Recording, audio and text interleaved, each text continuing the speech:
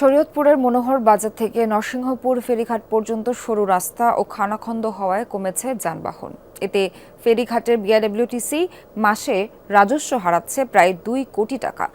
এছাড়া শরীয়তপুরের নরসিংহপুর বাজারে বেচাকেনা কমে যাওয়ায় ব্যবসায়ীরা ছাড়ছে দোকানপাট। সড়ক সংস্কারের দাবি জানিয়েছেন স্থানীয়রা, আর সড়ক প্রশস্ত আর সংস্কার করার কথা জানালেন সড়ক বিভাগ।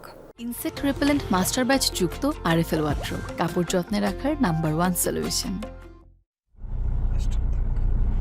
নামেই যেন পাকা সড়ক, অথচ বেশিরভাগ অংশেই উঠে গেছে বিটুমিন। খানাখন্দে ভরা শরীয়তপুরের মনোহর বাজার থেকে নরসিংহপুর ফেরিঘাট পর্যন্ত 34 কিলোমিটার রাস্তা।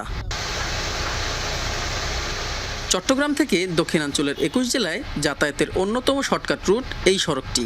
তবে বেহাল হওয়ায় চলাচলে ভোগান্তি বেড়েছে যাত্রী চালকদের।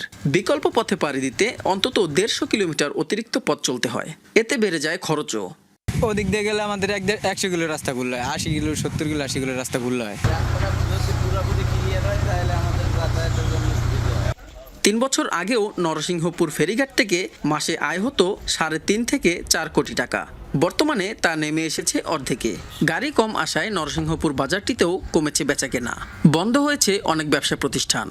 গাড়ি ঘোড়া আসে না, আমগো বেচা কিনি নাই, কোনো কিছু নাই। আমরা অনুভব দোকানপাট যাওয়া তুইয়া যাম গিয়া। আগে যেমন ফেরির জন্য গাড়ি আসতো, ফেরি সংকট ছিল।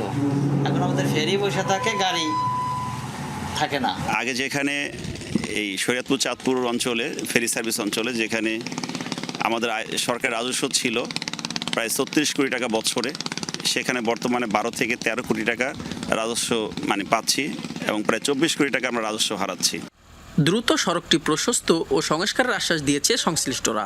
ফেরিঘাট থেকে ওখানে 6 কিলোমিটার সড়কের কাজ ইতিমধ্যেই প্রায় সম্পন্ন হয়ে গেছে, আর বাকি যে অংশ আছে সেই অংশেরও দরপত্র মূল্যায়নের কাজ চলছে। আমরা আশা করছি যে দরপত্র মূল্যায়ন করে কয়েক মাস পরে ওয়ার্ক অর্ডার দিলে বাকি অংশ উন্নয়ন কাজ করা সম্ভব।